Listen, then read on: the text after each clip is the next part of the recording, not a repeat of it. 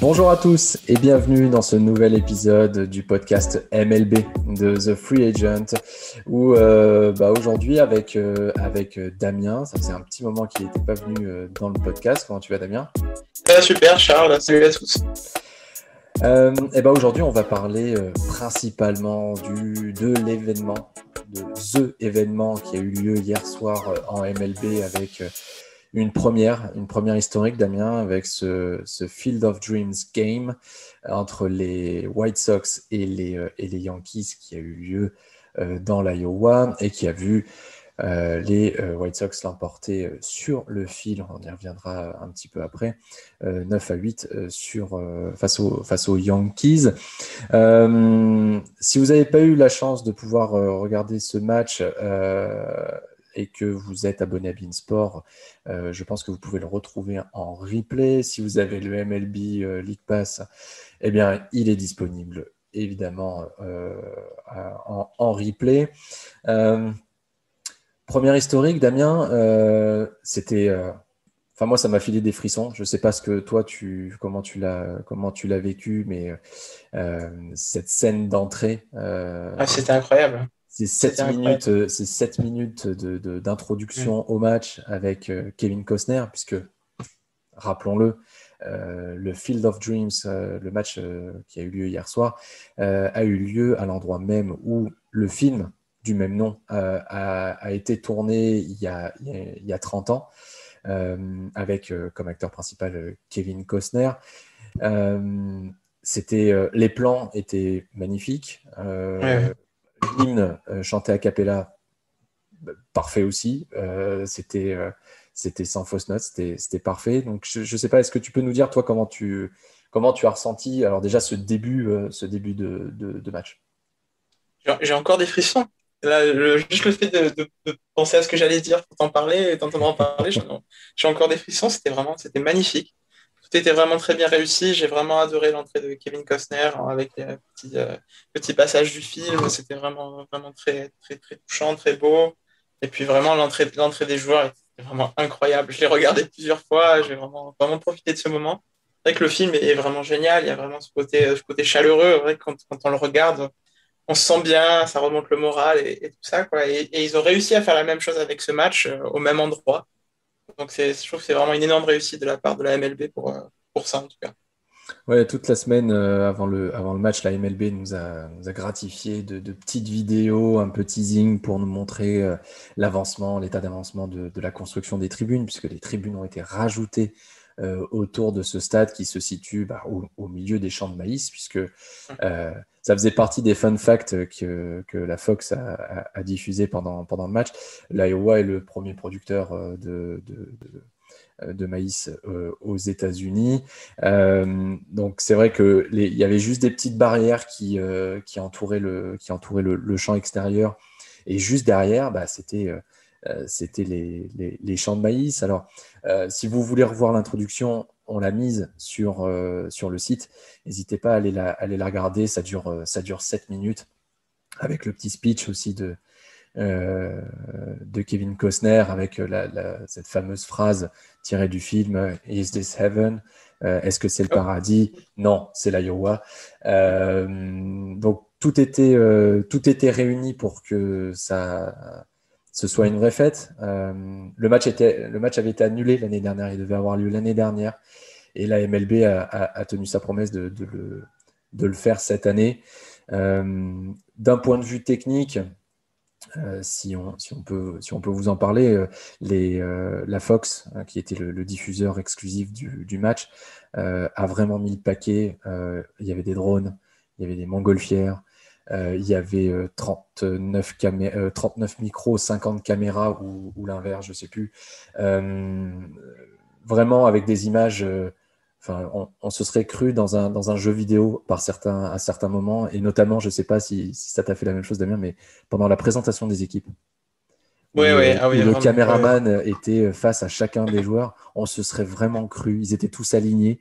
On se serait Ouais. cru dans la MLB de show. C'était assez incroyable. Ouais.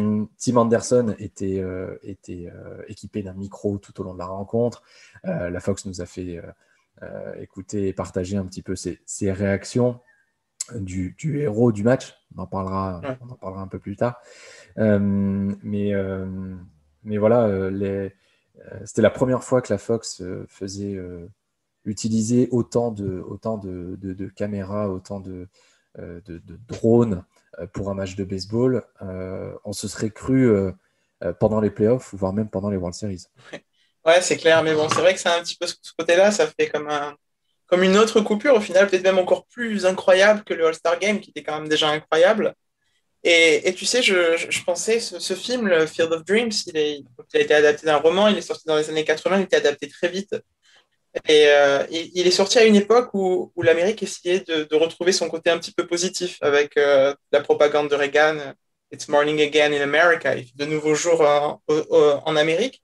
Et au final, je pense que ça a fait beaucoup écho à la situation actuelle où les gens avaient besoin de retrouver un petit peu de bonheur après tout ce qui s'était passé. Et du coup, ce Field of Dreams a rempli un petit peu la même tâche et il a eu le même impact, je pense, en 2021 qu'il a eu en 1989. Et je trouve que c'est assez incroyable et vraiment très beau. Et c'est une énorme réussite de la part de la MLB à ce niveau-là. Hmm. D'ailleurs, la MLB a confirmé, Rob Manfred a confirmé en conférence de presse avant match, donc avant même de voir la tournure que le match a pris et comment ça a été diffusé, comment ça a été reçu de la part des téléspectateurs. Il a déjà confirmé que l'an prochain, au mois d'août, on aurait à nouveau un Field of Dreams. Ouais. Les équipes n'ont pas encore été confirmées, bien entendu, même si le calendrier a commencé à être dévoilé par la MLB. Euh, Si on fait écho aux autres sports, ça fait un petit peu penser à ce que fait la NHL avec ces divers matchs pendant la saison régulière qui se déroulent en extérieur. Je pense à la Winter Classic, je pense au Stadium Series, donc pour ceux qui ne suivent pas forcément le hockey.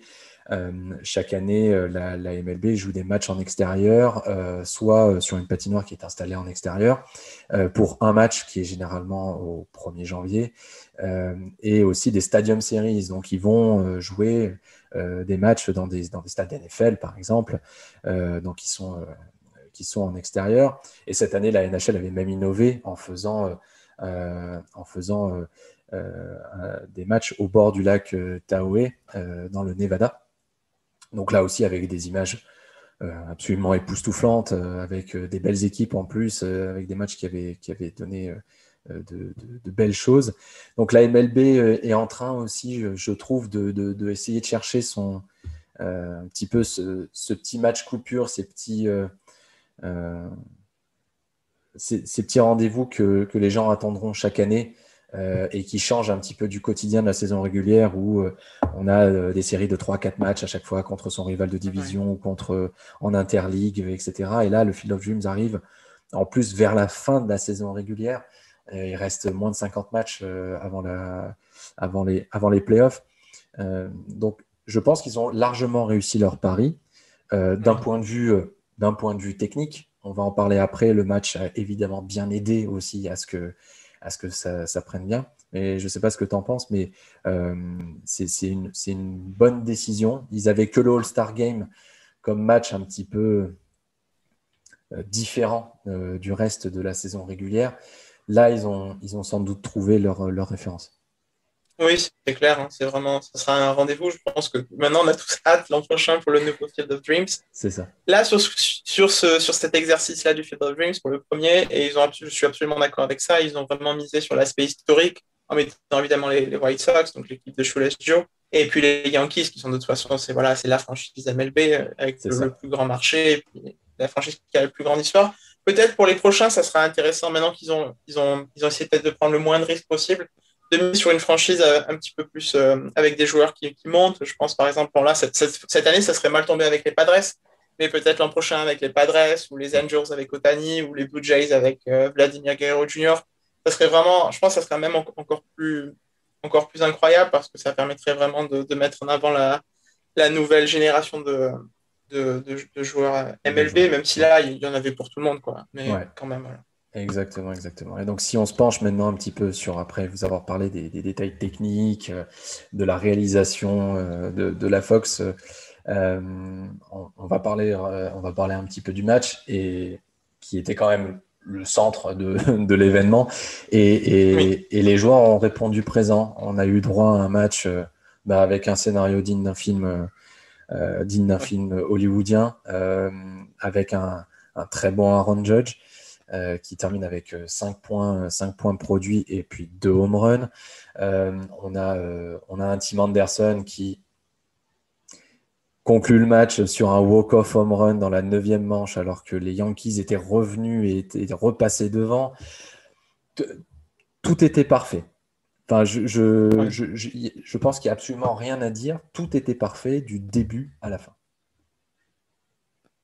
Non, c'est clair, hein. Et puis tu imagines quelqu'un qui a vu Field of Dreams dans les années 80, que bon, c'était le film incontournable, et qui a un peu lâché la MLB parce que bon, parfois ça perd un petit peu en vitesse, et qui se dit, bon, bah, allez, évidemment, je vais regarder ce match. Il tombe sur ce match, il a envie de continuer à regarder la MLB parce que c'était tellement bien. Je veux dire, c'est une vitrine absolument parfaite pour le baseball parce que tout s'est vraiment aligné parfaitement. C'est Peut-être que ça. c'était les fantômes de Shoeless Joe et les autres White Sox qui sont venus faire en sorte que ça se passe bien, je sais pas. Mais tout s'est aligné, c'était incroyable, vraiment parfait, quoi. Donc c'est vraiment. Même dans le jeu, c'est parce que ça aurait pu ne pas être une réussite dans le jeu et juste Oui. peut-être une histoire d'effets spéciaux. Et ça n'a pas été le cas, quoi, finalement. Non. Non, non, ça n'a pas été le cas et tout le monde a bien répondu présent. Les lanceurs ont été dominés par les attaques, il faut le dire. Oui, oui, oui. Lance Lynn et Heaney ont été dominés aussi par les attaques, même si je pense que pour le coup, Lance Lynn a fait on va dire un meilleur match que son homologue new-yorkais. Largement. Et Largement. Mais largement. Bon, ça ne change pas pour les Yankees, hein. Les lanceurs Et sont surtout, pas à la fête cette année. et surtout Heaney, qui au final il devait arriver pour essayer d'un petit peu améliorer les choses, c'est vraiment pas le cas, hein. C'est 3 starts avec les Yankees, c'est vraiment pas ça, quoi. Donc, C'est c'est un peu ça. décevant. Et donc, ce scénario incroyable où les White Sox mènent 7-4 à l'entrée de la 9e manche, après des home runs de Eloy Jiménez qui revient mais très, très, très, très fort, avec un 6e home run en peu de temps, en un mois et demi, même pas. Je ne sais plus combien de matchs il a joué depuis son retour de blessure. On a eu Aaron Judge aussi qui a répondu à Jiménez. Et on arrive à cette 9e manche. Il y a 7-4. Les Yankees reviennent à 7-6. Enfin, grâce à un home run à 2 points d'Aaron Judge avec 2 joueurs retirés. Donc, grosse performance. Il me semble que c'est Gallo qui y va en première base après un but sur balle, euh, qui, euh, qui du coup succède ensuite à euh, c'est Stanton qui arrive sur le marbre et qui avait fait un match vraiment pas terrible jusqu'à présent et qui là, au moment, répond présent, claque un énorme home run Ouais. pour faire passer devant les Yankees, toujours avec 2 retraits. Donc ils étaient vraiment au bord de perdre le match et voilà. Les Yankees passent devant, 8-7. Et puis, Tim Anderson arrive sur le monticule. Il y a un joueur en première base. Et, et parce que ça devait sans doute se terminer comme ça, parce que je vois pas comment ça aurait pu se terminer autrement, Ouais. il claque aussi un home run par-dessus Aaron Judge. Les feux d'artifice éclatent dans le champ extérieur et les White Sox s'imposent 9-8. Bon, ball game over, merci. Et puis vivement l'année prochaine, très, très, C'est très, clair. très sérieusement. On vend le script, c'est bon, ils peuvent vendre le script et l'adapter en Ils peuvent docu-série, l'adapter là, en c'est film. bon. C'est bon. Il y a tout ce qu'il faut, il n'y a rien à refaire, rien à rajouter, tout est bon, il y a les feux d'artifice, la célébration finale, c'est bon, quoi. Il y a juste, tout est bon, une petite musique qui Ouais, fait pleurer et c'est bon, c'est quoi. ça, c'est ça. Et c'est Il des aurait millions de fallu, dollars au il aurait fallu les box-office. parents de Tim Anderson en plus Ouais, voilà, c'est vrai. descendre. Enfin bon, là ça aurait été Ouais. plus que parfait. Donc vraiment, on a au sein de la rédac de The Free Agent, on a tous été euh, enthousiasmés moi, j'ai eu des frissons ce matin en regardant à nouveau l'introduction du match. C'était parfait. Merci. J'ai pas l'habitude de dire, mais merci Rob Manfred, parce que là, pour le coup, tu t'es pas trop planté. Donc, bravo à toi. Et la barre a été placée haute et il va falloir faire. L'année prochaine, ça va être dur de faire mieux, parce qu'en termes de scénario, je pense que là, on était arrivé à ce qui était parfait. C'est clair. On va laisser le Field of Dreams dans nos rêves et on y repensera tout au long de la saison. Et on va parler un petit peu du reste de l'actualité dans la MLB, parce que la saison régulière continue. Hier, c'était une espèce de petite parenthèse enchantée, mais il y avait d'autres matchs. Et certains prétendants qui commencent à avoir de certaines difficultés. On parle souvent des Yankees comme une infirmerie remplie H24, mais il y a une autre franchise qui est en train de suivre et de lui emboîter le pas, et c'est les Padres, parce que hier soir, Yu Darvish est sorti au bout de 2 manches, 2 tiers, après avoir quand même concédé 5 points face aux D-backs. Bon, ok. Et qui subitement avait une douleur dans le bas du dos. Alors, est-ce que c'est de l'intox ou pas? On verra. Maintenant, ça avait l'air quand même sérieux. Son indisponibilité n'a pas été encore dévoilée. Je pense qu'on aura les infos dans l'après-midi, je pense dans la soirée même. Mais là, l'infirmerie, elle commence à être un peu grosse côté Padres, et les Reds sont en train de revenir un petit peu dangereusement. Je ne sais pas ce que tu en penses pour la wildcard, puisque pour le moment, les Padres sont en wildcard seulement, et ils sont 3e de leur division, enfin de la division à l'ouest, derrière les Dodgers et derrière les Giants. Ça se complique là, non? Ouais, ça se complique vraiment pour les Padres, surtout que les Reds ne sont pas du tout en train de faiblir, bien au contraire. Donc, ouais. Ils ont tenu bon, et ils ont peut-être pas saisi l'opportunité aussi de remonter quand les Dodgers étaient vraiment dans le mal. Parce qu'ils ont aussi un niveau infirmerie, il y a eu ce qu'il faut. Hein. Là, ça va mieux, il y a quasiment tous les starters à part Mookie Betts, mais quand même, ils ont peut-être raté l'opportunité de remonter au score quand ça allait pas pour les Dodgers.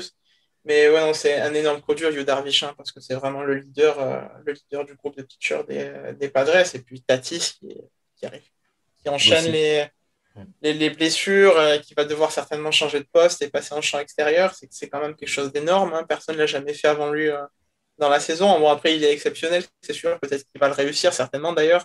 Mais c'est quand même dur quand on vient de signer un joueur pour aussi longtemps, pour une aussi grosse somme, qui est son Tatis. Voilà, c'est un des visages de la MLB qui a du mal à tenir son poste parce qu'il se blesse trop à l'épaule. C'est vraiment un énorme coup dur, je trouve, pour les Padres cette saison.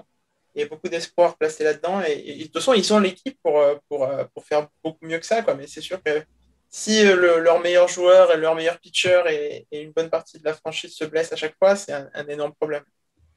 Ouais, parce que, comme je disais, la liste commence à être longue, et si on doit donner quelques noms, on peut rajouter à celui de Darvish et à ceux de Darvish, pardon, et de Tatis, Mike Clevinger, Lamet, Profar, Padak, Morejon et Pomeranz.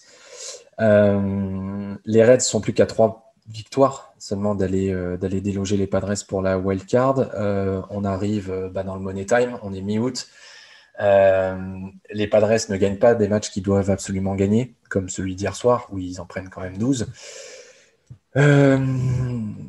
Est-ce que c'est peut-être encore un petit peu trop, un petit peu tôt, mais ça pourrait être une sacrée désillusion pour cette franchise. Ouais, c'est clair, surtout que le calendrier n'est pas si facile que ça derrière. Bon, il reste la série contre les Diamondbacks à finir, celle contre les Rockies, mais après, il y en a une contre les Phillies, une énorme contre les Dodgers, contre les Angels. Donc, va y avoir beaucoup de tests ces prochains jours. Les Phillies sont en super forme, on en parlera plus tard. Les Dodgers, ils sont revenus à leur niveau quasiment parfait, même s'il y a encore quelques problèmes, mais c'est revenu quand même bien. Les Angels, bah voilà, hein, c'est toujours jouer les Angels, c'est jamais facile avec C'est ça. Otani et quand même et Fletcher et toute cette équipe marche, cette belle équipe là qui commence à se mettre en place et qui avance. Donc ça va être vraiment très difficile pour les Padres, surtout que les Reds ils jouent les Phillies et après ils jouent les Cubs. Bon, les Cubs, voilà, c'est terrible, hein, Ouais, c'est c'est déchirant quoi. Ils sont morts, hein. c'est ça. Pendant des Bah, quand années. on voit combien ils en ont encore pris hier, ça Voilà, c'est très très difficile. Bon, c'est pas le sujet là, mais effectivement c'est non, c'est très très clair. difficile et Voilà. on soutient tous les fans des Cubs. Ça, c'est franchement pas facile quand tu sais qu'il y a 50, t'étais en World Series, tu les gagnais et ouais, Ouais, c'est quand même très ça va compliqué. vite. Ouais. Et les Reds, et de toute façon, la différence, j'ai l'impression justement avec ces Reds, c'est qu'ils sont beaucoup plus solides, comme tu dis, dans le Money Time, qui va arriver là, et qui, avec plus peut-être d'expérience et plus de. Ils tremblent moins dans ces moments-là, j'ai l'impression, et ça va être un gros danger pour les Padres. Après, les Padres ont encore des ressources, c'est sûr, mais ça va être vraiment difficile. Il faudra plus d'erreurs, quoi. Et Tati, c'est pas encore revenu, et donc ça aussi, c'est quand même. On sait toujours pas quand est-ce qu'il va revenir. Tant qu'il revient pas, c'est un problème pour les Padres, hein, c'est certain. Mm. Effectivement. Et donc, comme tu l'as si bien dit, les Reds entament une série dès ce soir que j'aimerais bien regarder parce que franchement, ça donne envie. Parce qu'en face, c'est les Phillies et c'est la deuxième franchise dont on voulait parler qui fait une deuxième partie de saison depuis le All-Star Game. Enfin, ils sont sortis de nulle part. Ouais, c'est clair. Et c'est vraiment hyper solide en plus. Vraiment, je pense vraiment tout récemment la série contre les Mets, là, le sweep contre les Mets, c'était vraiment très impressionnant. Il n'y a rien qui dépassait au lancer, c'était parfait. Vraiment, la présence offensive était vraiment impressionnante. Vraiment, cette équipe, elle a l'air vraiment dangereuse, hein. Elle l'est et Oui, elle l'est parce que bah, tu as un Bryce Harper aussi qui revient super bien.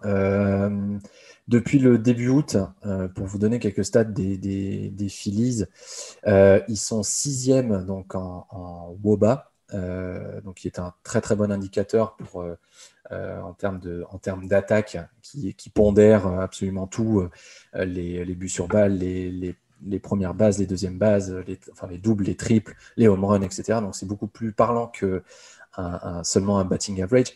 Ils sont sixième. Ils sont sixième de la MLB. Devant eux, il y a juste les Rockies, les Reds, les A's, les Dodgers et les Rays. Donc dans le lot, on a quand même les derniers vainqueurs des World Series, les deux derniers finalistes. Ouais, les Phillies sont bien. Ils ont inscrit 59 points depuis début août, ce qui les place, je vais vous dire ça tout de suite, ce qui les place en huitième position de la Ligue. D'ailleurs, gros choc ce soir, puisque les Reds sont à 72 depuis le mois d'août, donc deux attaques qui vont bien, bien performer. Je ne sais pas ce que tu en penses, mais moi, ils me font beaucoup penser aux Nationals de 2019 qui avaient remporté à la surprise générale le titre et qui avait fait un comeback encore plus impressionnant que celui des Phillies, parce que là, les Phillies, on les voit arriver quand même. Mais ça m'y fait penser, ils évoluent un peu dans l'ombre, parce que tout le monde est focalisé sur les Padres, sur les Astros, sur les Red Sox et les Rays. Et puis eux, petit à petit, ils arrivent, ils gagnent des matchs, ils ont plutôt bien résisté dans la série face aux Dodgers, parce que je crois que tu as pas mal suivi ça cette semaine. Euh, oui. donc, ils sont en train de faire euh, leur statement pour la fin de saison, j'ai l'impression. Non, non, tu as complètement raison. Et puis, tu as fait raison qu'ils évoluent dans l'ombre. C'est vrai que dans la NL, on a l'impression de parler tout le temps des Dodgers, des Padres, et même des Giants, parce qu'il y a tellement cette Oui, division qui capte tout en ce moment. Et puis, bon, et même et voilà. Et donc, mais la NL East aussi était quand même un gros terrain de combat. Et au final, il est en train d'être remporté assez tranquillement, assez sérieusement, sans vraiment trembler du tout par les Phillies. Et voilà, hein, le dernier match de la série contre les Dodgers était vraiment, vraiment intéressant. Ils ont vraiment réussi à les tenir alors qu'ils leur avaient marqué 13 points en deux matchs. Donc, leur attaque était vraiment en forme. Et là, cette fois-ci, il n'y avait plus rien qui passait. Et ils ont vraiment réussi à aller chercher ce match dans la difficulté, vraiment, alors que les bases étaient pleines pour les Dodgers. Vraiment, la fin de match était vraiment, vraiment folle. Les Phillies étaient en situation de remporter le match. Et puis, les bases ont commencé à se remplir, se remplir, se remplir. Et ça a tenu quand même, alors qu'il y avait vraiment tout qui commençait à s'aligner contre eux. Le momentum était contre eux, la situation était contre eux. Et donc, vraiment, tout s'alignait. Et ils ont quand même réussi à aller chercher ce match devant leur public qui était en furie.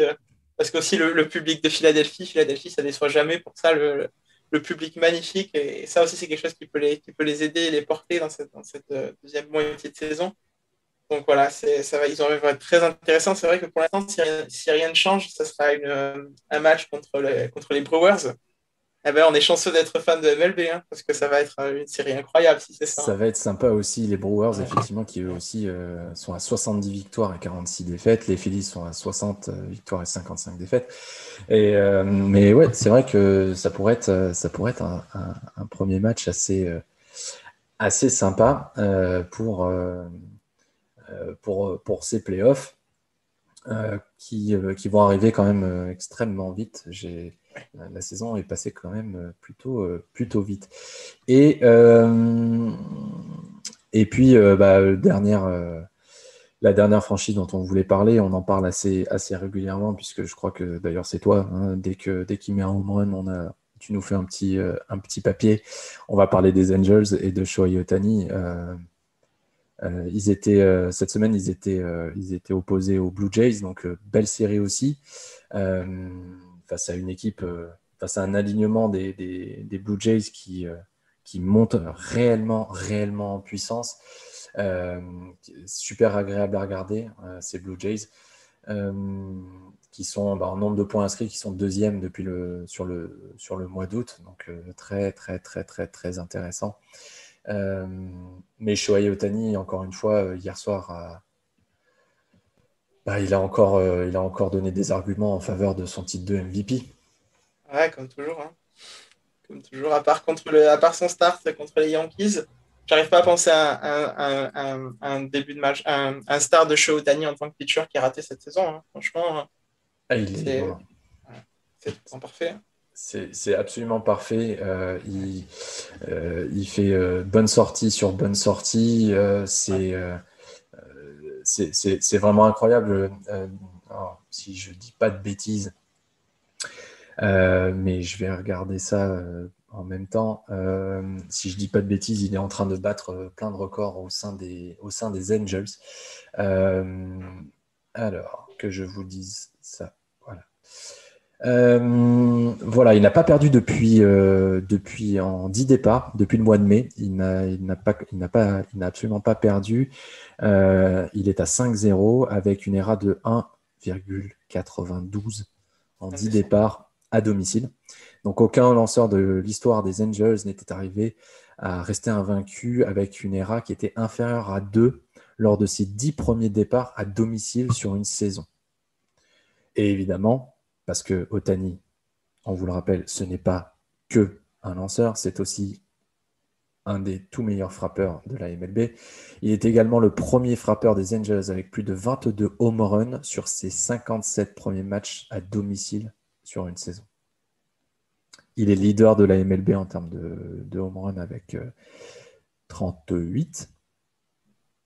Si je ne dis pas de bêtises. Au dernier comptage de ton article, je crois que c'était 38. Donc, voilà.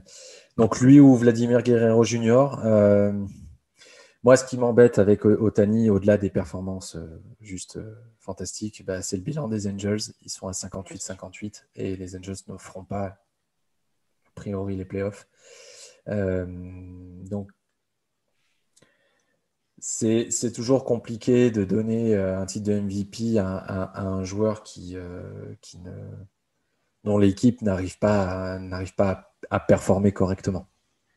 Non, c'est sûr. Après, franchement, quand on regarde les performances des autres pitchers des, des Angels, à part Sandoval, Barria, c'est vrai que quand il y a Shohei Ohtani, on voit vraiment une énorme différence. Mm. Et il arrive à chaque fois, même dans des séries et contre des grosses équipes, à maintenir ces équipes-là offensivement. Il arrive vraiment à les tenir. Et ça, je trouve ça assez incroyable. Parce que pour moi, hier soir, c'était vraiment un gros test pour lui. Parce que voilà, l'attaque des Blue Jays, elle est vraiment très, très solide, très remplie. Et elle était en très bonne forme. Elle venait de leur faire beaucoup de mal. Donc, et il a réussi à les tenir et puis permettre à tout le monde après d'être un peu plus tranquille. Donc, c'est vraiment une grosse performance. Maintenant, je suis d'accord avec toi, c'est difficile de donner à un joueur avec une équipe qui a un bilan aussi mauvais. Après, le bilan des Blue Jays est un peu mieux, mais c'est pas non plus parfait. Donc, ça se discute peut-être un peu à ce niveau-là. Mais bon, c'est sûr qu'avec ses performances, autant à la batte qu'au lancer, c'est vraiment, vraiment incroyable. Hein. C'est leader de la ligue au home run et striker de son équipe. Voilà, c'est sûr que c'est très, très, très solide. Et il permet aussi à ses Angels de survivre et permet aussi grâce à ses performances, j'ai l'impression qu'il y a tellement une espèce d'aura positive autour de lui que si ses coéquipiers sont un petit peu en meilleure forme. Et il y a quand même quelques joueurs qui performent. Hein. Fletcher qui est toujours vraiment tout le temps en train de frapper des coups sûrs, toujours là. Et Jack Mayfield qui remplace très très bien Randon. Donc il y a quand même des choses positives dans ces Angels, mais bon, il manque quand même un groupe de lanceurs solides pour leur permettre de réussir. Les Angels ont remporté leur match hier soir 6-3 et pour faire des petites stats sur Ohtani, il a quand même concédé 3 buts sur balle et 2 erreurs. Mais comme tu l'as dit, il a réussi à tenir encore cette équipe et quand il a affronté Vladimir Guerrero Jr., il l'a éliminé au marbre avec une slider bien réalisée et sur la petite vidéo on le voit qui du coup sourit parce que évidemment tout le monde attendait cet affrontement entre les deux prétendants au titre de MVP. Mais bon, ça c'est pour la fin de saison et là je salue les copains de À Coup Sûr qui en début de saison avait fait tout un cas sur Shohei Ohtani en disant que jamais de la vie il sera MVP et que non, c'était pas possible que ce soit lui. Mais bon, on dit qu'il n'y a que les imbéciles qui ne changent pas d'avis et eux sont loin d'être imbéciles et ils ont changé d'avis depuis. Par contre, il y a quelqu'un avec qui je fais ce podcast qui a écrit un article en début de saison chez Ohtani MVP pour l'interrogation. Voilà. Un certain Charles Todin. Ah oui, voilà. Oui, effectivement. Moi, il y a quelqu'un qui a bien vu. J'avais bien vu la chose. Alors, on verra en fin de saison. C'est pas moi qui décerne les awards, bien entendu. Même si je pense que je serais pas trop mauvais là-dedans. Bref. Voilà, on a fait un petit peu le tour, Damien, de cette un petit peu semaine, et puis surtout avec le superbe match qu'on a eu hier soir. Merci, Damien. Merci à toi, merci à tous de nous avoir écoutés. Merci à vous, en effet, de nous avoir écoutés. Si vous voulez revoir un petit peu quelques extraits du Field of Dreams, n'hésitez pas à aller sur le site, on a écrit quelques petits papiers ce matin à ce sujet.